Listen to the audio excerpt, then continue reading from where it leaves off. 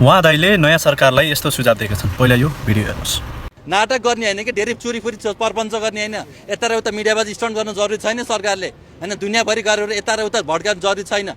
देशमा सुशासन चाहिएछ, देशलाई निकास चाहिएछ, देशलाई विकास चाहिएछ, देशमा रोजगार चाहिएछ, युवालाई शिक्षा फ्री चाहिएछ, स्वास्थ्य फ्री चाहिएछ। त्यो गरौँ न कुरो लाएर दुनियाँभरि यता र उता भौतारिने केही जरुरी छैन। बचाउन सक्ने हो त म इन्डिया पुर्याउनु पर्थ्यो कि उता वन हस्टेल पुर्याउनु पर्थ्यो, हामीले पुर्याउँथ्यौँ। हामीलाई पनि मान्छेको जति आफ्नो भाइको माया हुन्छ हाम्रो गणेश भाइको पनि त्यति नै माया हुन्छ हामीलाई होइन। हाम्रो नजरमा सबैजना बराबर हुन्छ, चाहे प्रधानमन्त्री आओस् यहाँ हस्पिटलमा, चाहे गणेश नेपाली, चाहे एउटा हुम्लाबाट गरिब दुखी जोसुकै आओस्, हामीले हेर्ने नजर र हामीले गर्ने उपचार एउटै हुन्छ।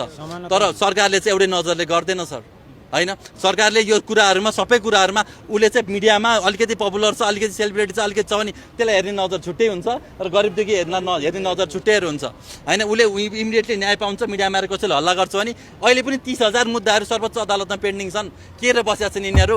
अहिले पनि हरेक सिडिओ कार्यालयमा जानु हजारौँ मुद्दाहरू त्यहाँ पेन्डिङ भइरहेको हुन्छ, अहिले पनि जिल्ला अदालतमा जानु पेन्डिङ छ। त्यसलाई झ्यापझुप गर्नुपर्ने होइन। अहिले पनि दिनमा 300-400 जना महिलाहरूमाथि अहिले पनि हिंसा भइरहेको छ, अहिले पनि दिनमा 400 जनाले आत्महत्याको प्रयास गरिरहेछन्, अहिले पनि महिनामा मिनिमम 30वटा लास आइरहेछन्, अहिले पनि दिनमा 1-2 हजार युवा हरेक दिन विदेश जान बाध्य छन्। भनिसकेपछि त परिवर्तन त भएन नि त जीवनको स्तरमा। जिएकालाई परिवर्तन भएको गणेश नेपाली लगायत हाम्रा जति पनि अस्तिका शहीद लगायत सबैलाई यदि न्याय दिनु छ भने यो देशलाई एकदम सही तरिकामा लानु पर्यो होइन। एकदमै भनौँ न जनताका लागि हुनु पर्यो कि धनी मनीका लागि सरकार चाहिँदैन। धनी मनीका लागि गरी खान्छन्, घरमै डक्टर आउँछ, घरमै उपचार आउँछ, टिचर बोलाइ पढ्न आउँछ, खाना बने खाना आउँछ, सबै कुरा आउँछ। उनीहरूलाई सरकारकै आवश्यकता पर्दैन। सरकार भनेकै नहुनेहरूका लागि, गरिबका लागि, दुखीका लागि, पीडितका लागि हो। यति सरकार पीडित गरिब दुखीका लागि हुन सक्दैन, शिक्षा स्वास्थ्य पनि दिन सक्दैन र गणेश नेपाली बन्न अझै म घाइतेहरूसँग बसेर घाइतेले आत्मदाह गर्छु भन्दैछन् यहाँ होइन। जेन घाइतेले जसले गोली खाए त्यसले म आत्मदाह गर्छु भन्दैछन् यहाँनिर।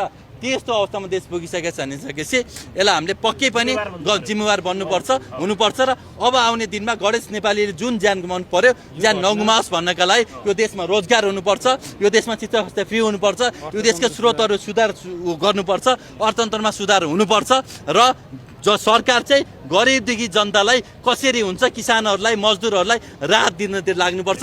2 करोड भएको किसान होइन, 1 रुपियाँ नभएको किसानलाई लोन दिएर हुन्छ, कहाँबाट हुन्छ उसलाई धनी बनाउनुतिर लाग्नुपर्छ। हस् धन्यवाद। हस् धन्यवाद। उहाँ दाइको भनाइ तपाईँहरूलाई कस्तो लाग्यो? जस्तो लाग्यो त्यस्तै कमेन्ट बक्समा कमेन्ट गर्न चाहिँ नबिर्सनु होला र सबैको थाहा पुग्नको लागि चाहिँ एक सेयर गर्न पनि नबिर्सनु होला है त।